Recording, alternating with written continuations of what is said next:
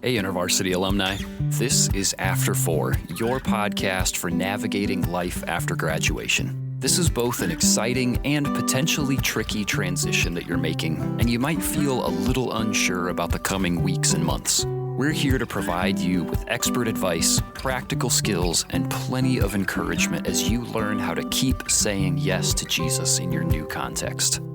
This is After 4, and this podcast is for you, alumni. What's up, alumni? Welcome to After 4, your podcast for navigating life after graduation. I'm your host and guide, John Steele. We are wrapping up our One Simple Way to Stay Connected sub-series this week, but before we do that, we've started a new tradition around here. We're calling it the Alumni Yearbook, at least for now, until somebody gives me a better name. And each week, we're enjoying a new email sent in from your fellow alumni with advice or words of encouragement for you as you navigate this new season. And this week's entry comes from Elizabeth Chen, and she says, "My advice would be to get involved with the local church as soon as you move to a new place. Find places to connect and serve."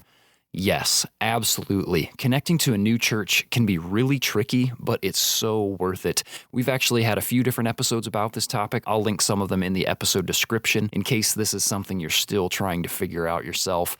Elizabeth, thank you so much for this much needed word of encouragement. We need one another, and the local church, even though it is and always will be an imperfect setting, it's the right setting for participating in God's world-changing work with other Jesus followers, and maybe even some fellow alumni. You won't know until you check it out and start getting to know people. If you have a word of encouragement that you'd like to offer to new grads, please send us an email at alumni@intervarsity.org or a DM to After4Pod on Instagram. We'd love to hear from you. All right, as I mentioned, we're wrapping up our series on One Simple Way to Stay Connected. This summer, we've talked about giving, advocating, and praying as great ways to stay connected to your chapter. This week, we're talking about an extremely hands-on way to stay connected, and that's serving. Yes, it's the middle of July, but in just a few short weeks, students from across the nation and around the world are going to start making their way back to college campuses, some of which are right in your own backyard. And serving with your local InterVarsity chapter during NSO, during conferences, or even in the day-to-day rhythms of the chapter is a great way to stay connected. This week, I'm joined by one more alumni teammate, Mykenzie Green, and Mykenzie is going to share all about how to stay connected through serving. So here's Mykenzie, and this one's for you, alumni.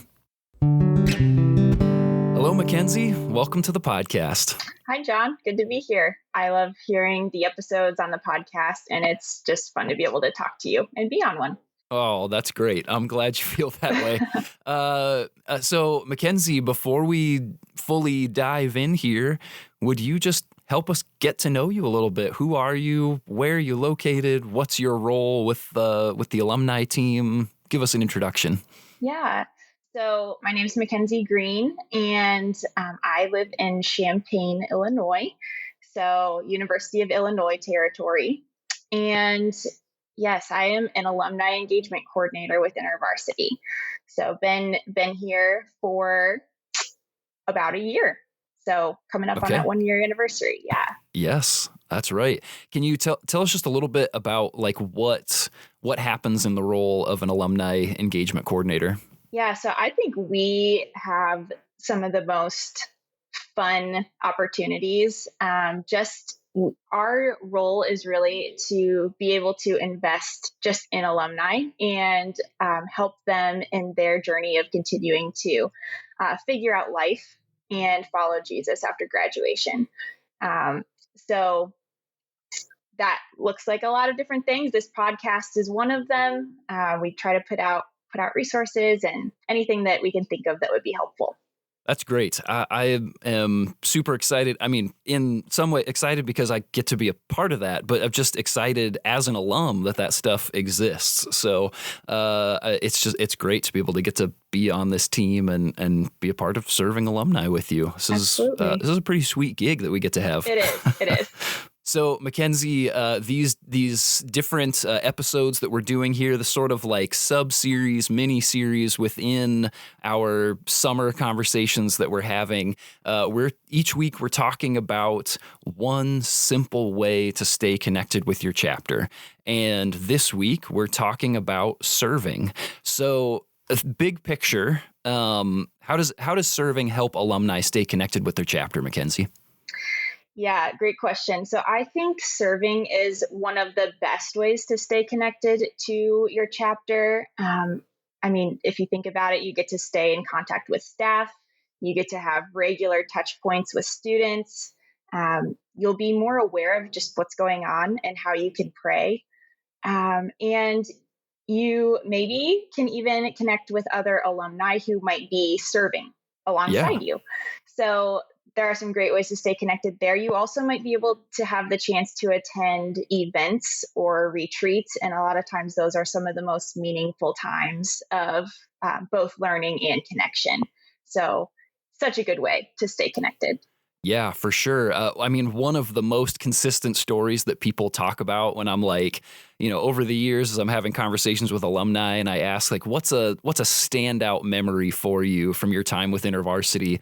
Like so frequently, it's usually either Bible study, like I loved manuscript Bible study with my chapter mates, or it was fill in the blank retreat that we went on, or camp or conference that we went to together. That those things were really meaningful, really impactful, and something that they really miss. And so the thought of like, hey, you might still get to experience some of that stuff just by volunteering with your chapter.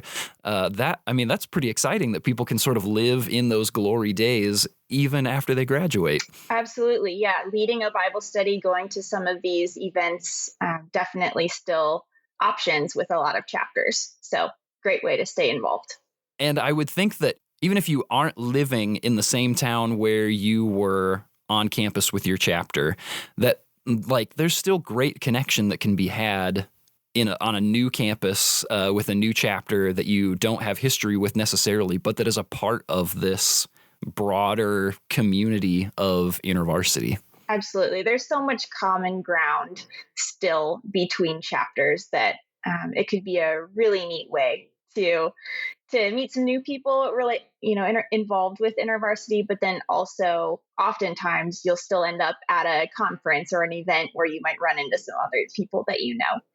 Yes. Yeah, absolutely. There still could be those chances for crossover and seeing people that you were either on campus with or who, your staff that you knew from campus, whatever it might be, that there's still a lot of those kind of opportunities, even if you're serving on a campus that's in a different spot. And in my conversation with Chase, as we were talking about advocacy as well, I mean, that was one of the things that came up for us. And that's that, even as you are spending time with another chapter, that there's still just this, like, it gives this space to sort of stoke the fire of remembering and enjoying, like, oh yeah, I remember those days on campus with my chapter. And even though I'm not in that space, this is still a thing that like emotionally draws me near to my chapter, and remembering fondly those times and wanting to support them and pray for them, even while I'm here in this different space. And that even if you are connected with another chapter that you haven't been a part of while you're serving, that can still keep you connected emotionally and through prayer with the chapter that you grew up with. Yes, that's a great way to put it. So, Mykenzie, as you've spent some time thinking through serving, and as you've been having lots of conversations with people, are there any stories that have come up for you of like, wow, this is actually a really great example of like how powerful, how meaningful volunteering can be and has been for people? So, John, I was actually thinking that you have a really great story related to volunteering. And I wanted to ask if I could turn this back on you. And yeah, so you volunteered with Minnesota State, your chapter at Minnesota State after graduation. Yeah. And I'd love to ask you just what that was like for you and how that kind of impacted the course of your life. I know the answer to this, but I want to hear. Yeah. Oh boy, this is funny. Everybody, these are one of those rare moments where it turns around and I get put in the interview space here. Yeah. No, that's great. I would love to share that story. As I think back to that time, it actually I take even just a small step further back than when I started volunteering, and that was that I had just graduated from my master's program and had been rejected from every PhD that I applied to, except for one that just didn't even bother responding to me. Yeah. and and so I was just kind of left in this befuddled is the word that comes to my mind. This sort of befuddled state where I was like, I don't know what to do next. And so thankfully, I mean, through the Lord's provision and the grace of some of my professors that I'd had in my master's program, there was an adjunct position that opened up at Minnesota State for me to teach in the psych department, so that I had a little bit of income. But then the other side of that is that I started just hanging out with the chapter. New student outreach came around, and I was like, well, I guess I'll just come and help with some of these events and get to know people and follow up with first year students who are new on campus. And yeah, I guess I could, there's still a bit of a gap as far as the worship team goes. So I could still like lead some music at large group and just come hang out with people. And, they could use some help at this upcoming fall conference. Like, yeah, sure. I guess I could go on that as well. I could go on this student retreat and help out there. And so it started out as something that was just this is so not vision oriented, but it started out almost as this, like, I have space in my schedule. I don't necessarily have anything better to do. Like that's a terrible way to put it, but that's really where I was at the time, where I was like, I love this chapter. I have some experience leading, and there are openings. And so, yeah, like this phase of my life really just fits for me to step in. And it was just like a series of yeses that eventually led to me saying, like, I kind of think that maybe God's inviting me to join staff with InterVarsity. And that set me on this trajectory of joining campus staff at Minnesota State, where I was a student and then a volunteer and then, full-time staff worker for a number of years, and then eventually led to being here and getting to do this podcast. Look at you now. I know. And that's not to say that, like, if you volunteer, our hope is that your heart like shifts and you join staff. Like, sure, that'd be awesome. Right. That's not necessarily everybody's story. But that it really became an opportunity for me to fill gaps in my schedule by serving the chapter that I loved and people that I still knew even. And there was like development that continued happening in me. God was giving me space where at these conferences, like, I was listening and I was being shaped and molded, and God was like leading me in different directions and giving me opportunities to serve and to use skills that I had not had before. And it just sort of opened me up to, wow, there's some interesting ways that God has gifted me or has invited me to step in. And so it was I want to say it was useful for the chapter. It was beneficial for the students there and for the campus. But that it was transformative for me as a volunteer to get to do that. And it literally changed my life and the trajectory that I was on. Yeah.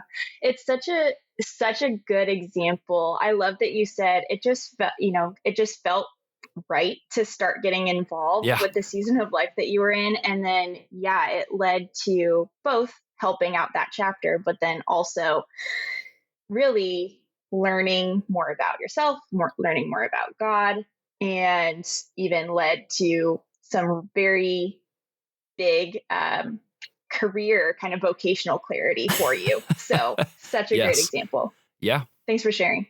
Oh, absolutely. And I think that's, maybe an important thing for our alumni, for any of us to keep in mind, that I think we can oftentimes go into a situation like this, whether it's volunteering for InterVarsity or volunteering at your church or whatever it might be, and thinking like, okay, I'm going to go in, I'm going to use this skill and I'm going to make a difference. Mm-hmm. And like, yeah, hopefully that does happen. But also, like, what do you think that God might be inviting you to be transformed still Mm-hmm. as you step into this space? Like, could this be an opportunity for your own development, especially in a phase of life where it can feel really tough to know, like, where do I lean in to keep growing with Jesus, like, individually and also communally? And it's like, maybe this is a space that God's inviting you to say, hey, this is hard to find. Here's an opportunity for you. Such a good point. And I know for me in different settings, just that serving, volunteering have been some of the biggest insight moments that God has used to show me, what he has created me to do and what, Yes. the work that I'm called to might look like. So yeah, thanks for sharing that. Yeah, absolutely. And one last thing that comes to my mind about that is that this ended up being a space for, now, if you're an older alum that's listening to this, this might not be the case for you, but especially, our typical listener, sort of first year after graduation, somewhere in that timeline, that this can also be a space of providing community for you that is also really hard to find. Like, a lot of my community starting out came from hanging out with staff and with the chapter. And that really helped me sort of move in the direction of like, okay, I've got some people that can help hold me up socially and communally while I find my legs in other spaces that are outside of that. And that was also super helpful for me, just the community aspect of it. Yes. And again, that's relatable too. Just serving with Yeah. others really is a great way to deepen friendship, in my experience. Yeah. Yes, it certainly is. Mykenzie, I imagine we could draw from a few of those things, but I wonder, just as you've been thinking about this invitation for alumni to serve, what recommendations do you have for our alumni who want to serve their chapter, or if they're in a different place, serve another chapter in some way? Like, what are some practical steps they can take to get started? Yeah, that's a great question. So I really think that one of the first places to start is just to consider your capacity in this season of life right now. So John, for you, you said, I have some time. Let's just give it back. Let's just get involved. But that's a really good question to ask. Just how much time do you have to offer in this season? And that's something you can pray about. Oftentimes there are opportunities to help with one-time roles. So things like serving at an event or bringing a meal. But maybe you have more time for something that's more ongoing. So for example, helping plan for an event or helping with new student outreach, like you mentioned, John, leading worship, small group, helping with social media. There's lots of other examples, but those are some examples of more ongoing roles. Something else, if you really have a lot of time to offer, there might even be an opportunity to help with planting a new chapter or taking on some kind of volunteer leadership role, almost like a volunteer part-time staff kind of thing. So Yeah. You never know, but that's a really good place to start, is just thinking through your capacity and how much time you have. And then in addition to that, it's great to think about your skills and just what is life-giving for you based on your past experience. Once you've thought through some of those things, you can reach out to your local chapter or even email the alumni inbox if you're not sure kind of where to start. We can play some matchmaking and help you get connected to a local chapter. And we'll make sure that's in the show notes, the email address, so you can just click on that and we can help you get set up. Perfect. But yeah, just reach out and ask what is most needed, because at the end of the day, it's really important to remember to be flexible and to avoid coming in with expectations that you'll get to serve exactly in the most perfect role that you are looking for. It's good to come in Yeah. with an attitude of willingness to serve wherever there's a real need. And I think the staff at the chapters will be very encouraged and very blessed by that attitude and be excited that you're reaching out. Yes, I really appreciate that kind of caveat at the end there of, yes, as you said, take an assessment of your time, your capacity and your skill set. Those are important things to keep in mind, but that those need to be held in tension with like a humble servant spirit. And, you may be somebody that's super gifted at discipling students. But maybe the need right at the beginning of fall is we need somebody to we need somebody to enter contact card information into our database. And that would majorly relieve our students and our staff. And that might feel like, I've got a degree in fill in the blank thing. Like, I'm so capable to do this. And you want me to do data entry? Yeah, that would be amazing. And to go in with that sort of servant spirit of saying, I can totally do that. That does not clash with my capacity or my giftings. And I would love to help serve in that way if that's what's most needed for you. And then maybe down the road, the things that you're super good at and really excited about, maybe those will open up too. But I appreciate so much just, Mykenzie, you mentioning that, like going in with that attitude and that spirit into this. I think that, as you said, will just majorly bless the campus, the staff, the students in so many ways. So I'm really grateful that you mentioned that. For sure. Yeah. It's great to come in with, hey, here's what I have to offer, but nothing is below me. Yes, exactly. Gosh, Mykenzie, thanks so much for joining us this week. Thanks for helping us stay connected to our chapter through serving. This has been a lot of fun. Absolutely. Thanks so much, John. This was great. All right, I don't want to set up an unrealistic expectation that volunteering with an InterVarsity chapter will drastically change your life or help clarify your future for you. It might not. But it also might. And what if, along the way, you get to help other students have transformational experiences with Jesus through community just like you got to have as a student? Don't those potential dividends seem worth the investment? I'm incredibly biased, I recognize that, but I really think they are. So if this is something that you're considering, at the very least, send an email to a local staff or to us and we'll help you get connected, and just ask one simple question. If you had someone who is interested in volunteering, is there something you have in mind for them to do? It's purely exploratory. It doesn't mean you're signing on the dotted line, but it does at least allow you to make an informed decision about a next step. So send that email or check the show notes for the alumni email address and see what opportunities God might be inviting you to consider. And if volunteering just isn't possible, check out our other episodes on one simple way to stay connected and see about ways that you can stay connected with your chapter through prayer, through advocacy, and through giving. Mykenzie, thanks so much for joining us, and thanks for being a great co-host. It's rare for me to get asked a question like that, and it was a lot of fun to get to share. So appreciate you stopping by, Mykenzie. All right, that wraps up our One Simple Way to Stay Connected series. Come on back next week as we kick off what has the potential to be one of the most serious series of episodes we've ever done. We're going to dive headfirst into the topic of navigating conflict, dissonance, and relationships with people that we might even consider our enemies. You're going to be faced with conflict in this season and in many seasons to come, and we want to help equip you to step into that conflict with grace, humility, and some very practical tools. So we've got a lot of helpful stuff coming your way starting next week around the topic of conflict. Thanks for tuning in, and I will see you in the after, alumni.